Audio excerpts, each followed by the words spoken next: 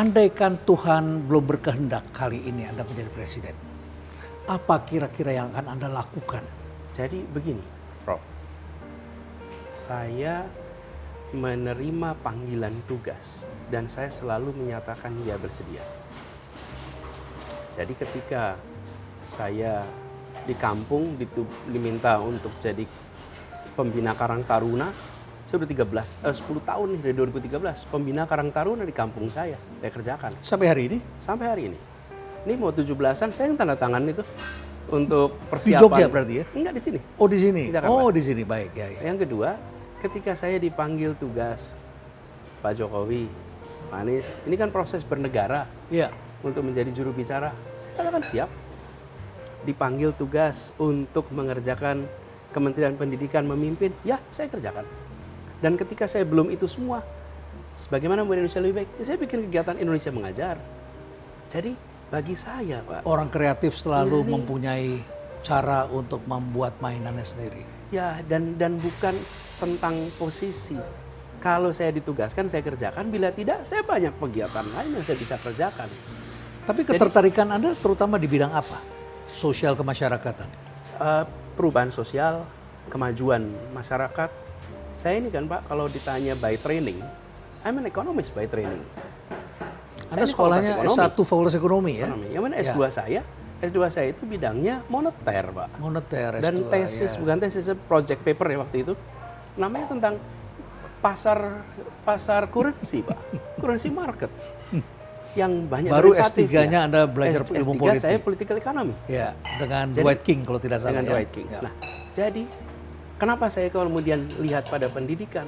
Karena begitu saya belajar political economy, saya belajar tentang development, pembangunan dan lain-lain, ketemu kata kunci bahwa kunci keberhasilan bangsa ini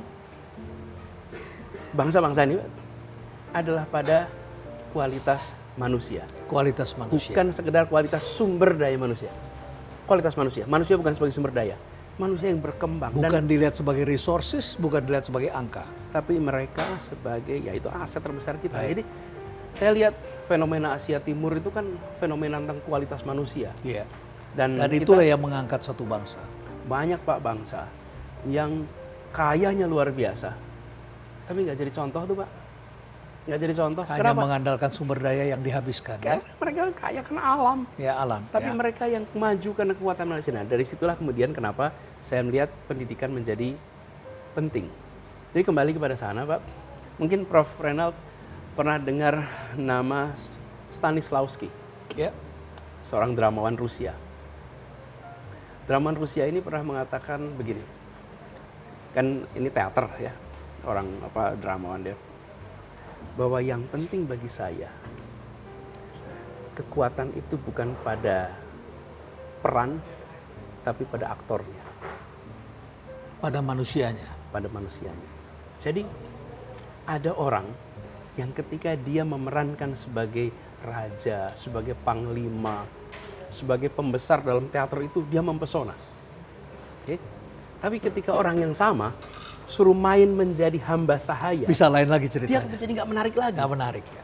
Tapi ada orang, Pak, yang dia disuruh jadi hamba sahaya, bagus sekali. Dia suruh jadi pembesar, bagus sekali. Kekuatan dia pada orangnya, bukan pada perannya. Dan kita sering juga dengar orang yang ketika pegang jabatan, wih luar biasa. Tapi ketika dia sebagai pribadi, is nobody. Itu sebabnya saya sering bilang pada teman-teman kalau saya pelantikan ya Pak di Jakarta, Anda saya lantik menjadi pejabat. Oke? Dengan pejabat itu Anda punya tanda tangan yang semua orang dengarkan. Tapi sesungguhnya yang saya inginkan adalah Anda jadi pemimpin. Pemimpin itu diikuti pikirannya, diikuti kata-katanya, diikuti perbuatannya, Anda punya jabatan atau tidak.